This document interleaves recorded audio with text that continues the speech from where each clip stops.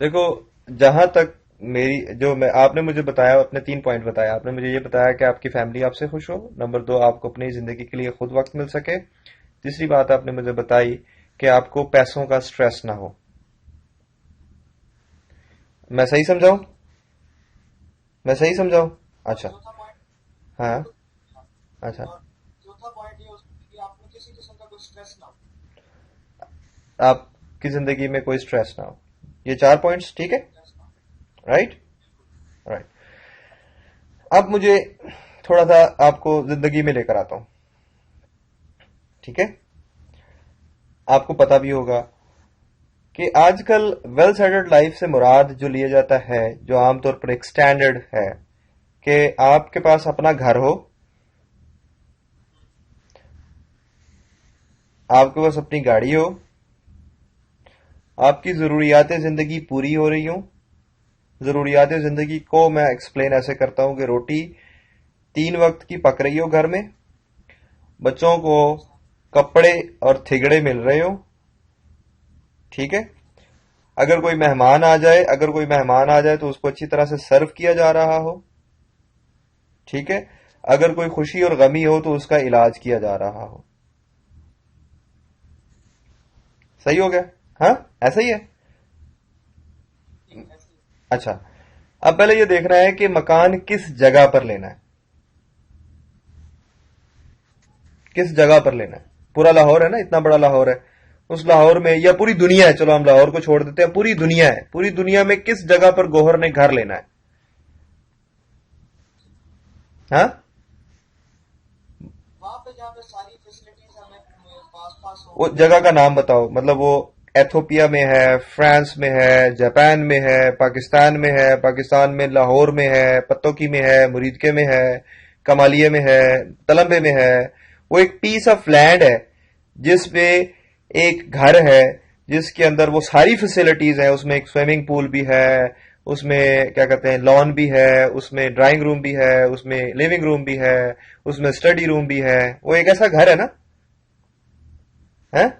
वो कहां पर है? वो आपको खुद ही बनाना पड़ता है। नहीं, मैं बनाना तो पड़ता है। मैं ये जानना चाह रहा हूं कि इस वक्त गौहर के जहन में वो घर की कोई शक्ल है? बिल्कुल है। कहां पर? अपने इलाके के आसपास मतलब जहाँ पे फैमिली सारी रहती है, मतलब आपको कोई भी इमरजेंसी की सिचुएशन में आपको वहां पे जल्दी से पहुंच सकते वो मतलब कहां पर है? मतलब वो उसका नाम बता दो कि जी वो अलहम्द कॉलोनी है, वो लामा इकबाल टाउन है, वो डिफेंस है, वो गुलबर्ग है? हैं। वो मैं कहां? बता सकता हूँ, है? लाहौर में डिफेंस है। अच्छा। हम्म। ठीक है। और जो एयरपोर्ट के अराउंड इलाका है वो हम्म। आता है। नहीं, मुझे वो मुझे आता है मुझे गौहर ये बताने लगा है कि जी इस इलाके के अंदर मैंने घर लेना है। डिफेंस। Defence, right. कितने मरले का घर है? घर मरले नहीं कैनाल में होता अच्छा, कनाल, कितने कनाल का घर है? है। एक डेढ़ कैनाल का तो कम से कम होना ही चाहिए। अच्छा, 1-1.5 कनाल का घर है, मान लिया। वो 1-1.5 कनाल के घर की कॉस्ट कितनी है? अभी या अभी, 2030। तो जब भी गौहर ने बनाना है, जब भी गौहर ने बनाना है, वो अभी बनाना है या कल बनाना है या 2025 में बनाना है या 2030 में बनाना है या 2040 में बनाना है, वो जब भी बनाना है उसकी कॉस्ट कितनी होगी? तकरीबन 2-2.5 करोड़। 2-2.5 करोड़ में तो भैया इलामा इकबाल टाउन में 5 मरले का मकान मिलता है।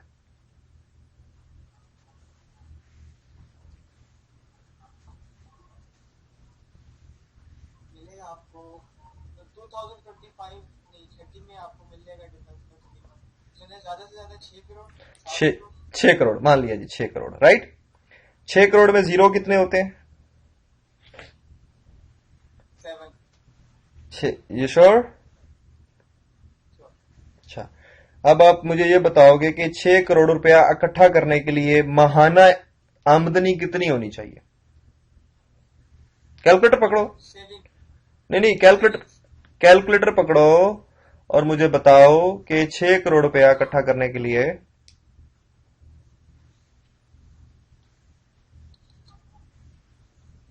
हाँ जी बोले।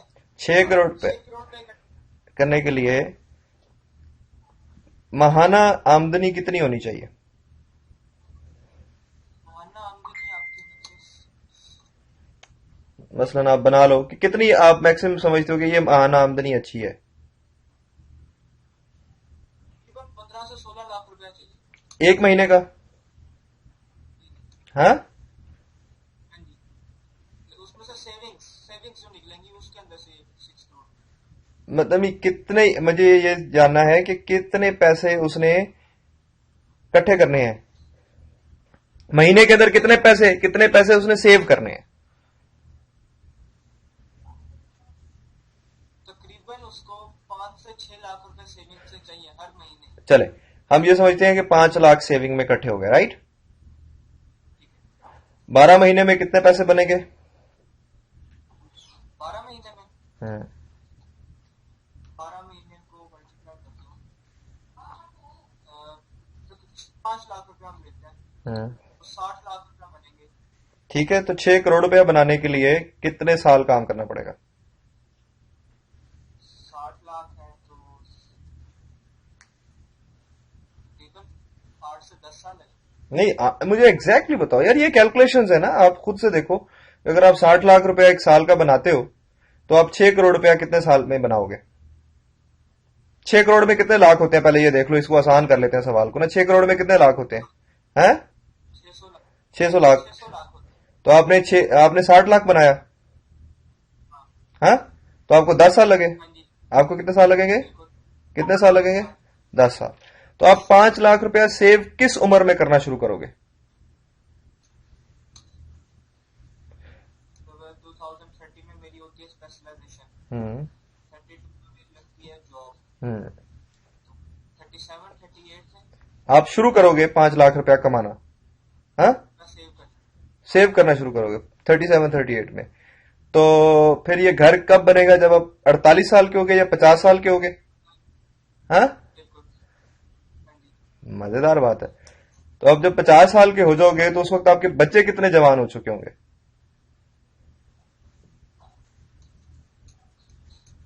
मेरे जितने तो होंगे। Got it. नाउ बेटा देखो, गौहर भाई मेरे भाई, गौहर मेरे भाई, कि ये जो कारोबार और पैसे वाली गेम है ना, ये जो पैसे वाली गेम है, ये बिल्कुल मुख्तलिफ है उस गेम से जो कि जॉब करने के लिए होती है। जॉब करके कभी भी आप, हाँ, एक सूरत हो सकती है जॉब की, मसलन मिसाल के तो जब 5 लाख सेविंग की बात कर रहे हो ना, आप क्या कर रहे हो? सेविंग्स की बात 5 लाख सेविंग। अगर आप 5 लाख सेविंग करना चाहते हो तो कम से कम आपको 8 लाख रुपया कमाना है। माना है। कितना कमाना है? 8 लाख। 8 लाख। इस वक्त जो स्टेट बैंक ऑफ पाकिस्तान का जो वो है, सदर है, प्रेसिडेंट है, गवर्नर है सॉरी, वो 8 लाख रुपया कमाता है। या फिर सुप्रीम कोर्ट का जज कमाता है। या फिर 8 लाख रुपया कौन सी जॉब में कमाया जाता है, मुझे ये बताओ। कोई डॉक्टर ऐसा नहीं है मैंने देखा जो डॉक्टर जॉब करता हो तो 8 लाख रुपया नहीं कमाता। हाँ, जॉब से तो 8 लाख नहीं आता, मतलब आपका एक प्राइवेट अपना क्लिनिक होना चाहिए। तो सर्जरी में तो इतना पैसा सुकून से आता है। क्लिनिक भी चलो, सर्जरी कहां पर, पाकिस्तान में किस जगह पर, मसलन डॉक्टर हॉस्पिटल है। तो डॉक्टर हॉस्पिटल का जो मालिक है, यानी कि डॉक्टर हॉस्पिटल में जो डॉक्टर काम करते हैं, आप समझते हो कि 8 लाख रुपया महीने का कमा रहे होंगे। चलो ऐसा कर लेते हैं यार, तुम्हारी जिंदगी आसान कर लेते हैं कि वो मिसाल के तौर पर 2,000 रुपया फीस लेता है। कितनी फीस लेता है? 2000। 2,000। दिन में 100 पेशेंट चेक करता है। 100 वैसे होते नहीं है, 20 से 30 पेशेंट चेक होते हैं, 20 पेशेंट चेक करता है। तो कितने पैसे दिन में कमाएगा वो? 200 को मल्टीप्लाई तो 400, 4000, हाँ, 40,000 सॉरी। 40,000 एक दिन का कमाता है। 40,000 ठीक है ना। तो एक महीने का कितना कमाएगा? एक महीने में 22 दिन होते हैं, 22 दिन होते हैं, 22 दिन होते हैं एक दिन में। हाँ। 80,000 रुपये। हाँ, 8 लाख 80। 8 लाख 8 लाख 80,000। 8 लाख 80 हजार रुपये। तो अब ये बताओ कि जो डॉक्टर बनते हैं वो कितने बनते हैं? डॉक्टर हाँ, मतलब जो पाकिस्तान में इस वक्त लाहौर में जो डॉक्टर बनते हैं वो कितने बनते हैं? लाहौर में? तुम लाहौर में हो ना? लाहौर में कितने डॉक्टर होते हैं? 22 से 23 डॉक्टर बनते हैं। 22 से 23, 20 to 23 डॉक्टर बनते हैं? बनते हैं। नहीं भैया, कम से कम भी लाहौर में बनते हैं कोई 1,000 से 1,500 डॉक्टर हर साल। वन तो एमबीबीएस की सीट्स हैं। कितनी? 137। आप गलत सोच रहे देख रहे हो।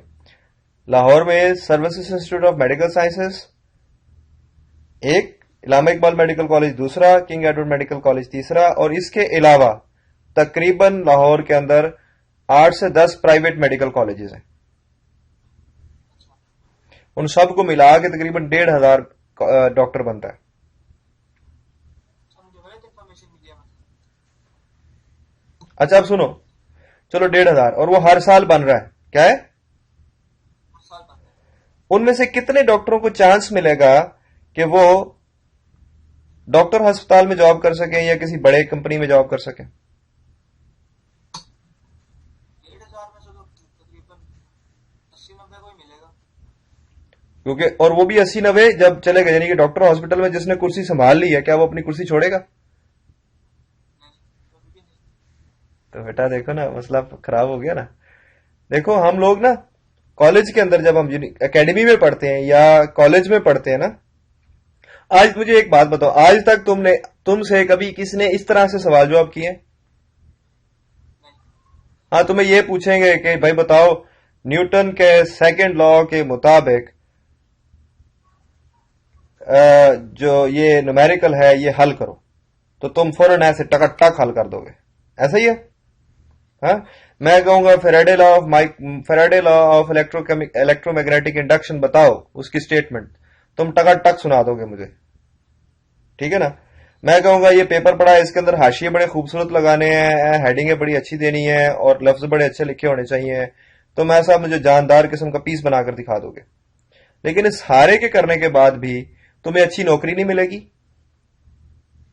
ठीक है।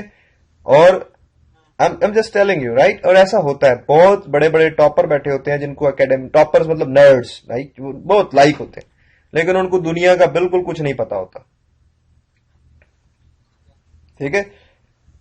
देखो, जो लोहारी के अंदर बैठा हुआ सेठ है ना, लोहारी के अंदर बैठा हुआ सेठ, लोहारी समझते हो ना? या फिर अब अंदरून शहर जितना हमारा कारोबार जहां पर होता है ना, उन लोगों के पास जितना पैसा है उतना एक डॉक्टर के पास पैसा नहीं है, ठीक है। उनके अपने मतलब वो अपने बच्चों को वो पढ़ाते हैं, अमेरिका में पढ़ाते हैं, वो यूरोप में पढ़ाते हैं, वो ये सारा कुछ करते हैं। अभी मैं एक हफ्ता पहले एक किताब पढ़ रहा था सदरुद्दीन हाशवानी की। किसकी? सदरुद्दीन हाशवानी। सदरुद्दीन हाशवानी पर्ल कॉन्टिनेंटल का मालिक है। पर्ल कॉन्टिनेंटल होटल है ना, उसका मालिक है। मैरियट होटल इस्लामाबाद का मालिक है, मैरियट होटल कराची का मालिक है, और इस वक्त उसके बहुत बड़े बड़े मतलब कारोबार है, सही है। उसके बाद मियां मंशा है, मियां, ये नाम लिखते जाओ, सदरुद्दीन हाशवानी, मियां मंशा, मियां आमर महमूद, नवाज शरीफ, हाँ नवाज शरीफ, फिर उसके बाद मतलब ये वो लोग हैं जिनके पास इस वक्त बहुत बड़ी बड़ी एम्पायर्स खड़ी हुई है। क्या खड़ी हुई है? जिनको हम वेल सेटल्ड लाइफ कहते हैं, जिसको हम क्या कहते हैं, ऐसा ही है ना। लेकिन कभी भी जॉब करने से वेल सेटल्ड लाइफ नहीं मिलती, ठीक है। नौकर जो होता है वो नौकर ही होता है, चाहे वो छोटा नौकर हो या बड़ा नौकर हो, सही है, ठीक। और मुझे अब ये जानना है कि ये कारोबार क्या होता है। ये तुम्हें, अब मैं ये तुम्हें किताब भेज रहा हूं, अब ये तुम्हें दो काम है, मैं ये गुफ्तगू यहीं पर खत्म करूंगा क्योंकि ये बहुत लंबी गुफ्तगू चलेगी, ठीक है ना। मैं बहुत सारे सवाल तुम्हें छोड़ के दे गया हूं, मैंने तुम्हें बहुत सारे सवाल दे दिए, दिमाग में तुम्हारे तूफान बर्पा कर दिया, ऐसा ही है ना, है। ऐसे ही है। लेकिन ये मैंने जानबूझ के किया है, इसलिए कि तुम इन सवालों के जवाब ढूंढो कि सदरुद्दीन हाशवानी कैसे बन गया, मियां आमिर महमूद कैसे बन गया। जिस डीन के साथ मैं काम करता हूं जिसका नाम है डॉक्टर जमशेद, ठीक है, वो पंजाब यूनिवर्सिटी के अंदर 10 साल डीन रहा है। कितनी देर? 10 साल। ओके। अभी वो यूनिवर्सिटी ऑफ सेंट्रल पंजाब में मेरे साथ मेरा डीन है। कितना, किसका डीन है? उसने यूके की यूके से 1970 में, यूके की यूनिवर्सिटी है, यूनिवर्सिटी ऑफ स्ट्रेथक्लाइड, उससे वहां से पीएचडी की थी। क्या की थी? ओके, अब तुम समझ रहे हो। उसने पीएचडी की, उसके बाद वो पंजाब यूनिवर्सिटी में आया, उसने लेक्चरबाजी की और उसके बाद वो फिर चला गया, डीन बन गया। डीन बनने के बाद वो इस वक्त जनाब अब यूनिवर्सिटी ऑफ सेंट्रल पंजाब में डीन है और उसकी तनख्वाह इस वक्त 3.5 लाख रुपए है। कितनी है? 3.5 लाख। बेचारा वो तो कभी भी नहीं सोच सकता कि वो डिफेंस के अंदर 2 कनाल का घर बनाए, जबकि उसने अपनी जिंदगी के 67 साल गुजार दिए। सही है। और उसने अपनी सारी जिंदगी पढ़ने में खर्च की है। उसने अपनी सारी जिंदगी किस में खर्च की है? मियां आमिर महमूद एमए किया सिर्फ उसने। क्या किया उसने? एमए किया। अब उसकी यूनिवर्सिटी ऑफ सेंट्रल पंजाब भी है, उसका दुनिया टीवी भी है, उसका मोहम्मद अली जिन्ना यूनिवर्सिटी इस्लामाबाद भी है, उसकी मोहम्मद अली जिन्ना यूनिवर्सिटी कराची भी है, उसका डोसे भी है, उसका दुनिया टीवी भी है, उसका रिसोर्स एकेडमिया भी है। अब ये मैंने तुम्हें गिनवा दी, ये मुझे 7 इदारे नजर आए हैं। लेकिन उसने कितना किया, उसने पढ़ा कितना हुआ वो? तो अब मुझे ये बताओ कि डॉक्टर जमशेद ज्यादा कमा रहा है या मियां आमिर ज्यादा कमा रहा है? यहाँ पे ज्यादा कमा रहा है। तो भाई, तो वो तो किसी कॉलेज में नहीं गया, वो किसी यूनिवर्सिटी में भी नहीं गया, तो वो कैसे कमा रहा दिमाग लड़ाया उसने, उसने सोचा कि इसने कहाँ से कैसे है? बिजनेस स्टार्ट कर। तो क्या, अब देखो बात यह है, दिमाग लड़ाया है। ये जो दिमाग है वो हमें एक ही दफा मिला है और दिमाग सबको मिला है। लेकिन एक चीज जो है वो, एक चीज जो इंपॉर्टेंट है, देखो, आप मिसाल के तौर पर आप एक रास्ता, मैं इस्लामाबाद जाना चाहता हूं, मैं किधर जाना चाहता हूं? अब मैंने जब मोटरवे पे चढ़ गया मैं, तो मैं अब किधर पहुंचूंगा बता? कराची जा सकता हूं। अब इस्लामाबाद जाके मुझे पता चले कि यार ये तो वो जगह ही नहीं है जहां पर मैंने आना था, मैंने तो कराची जाना था। अब उसमें किस चीज का लॉस हुआ है?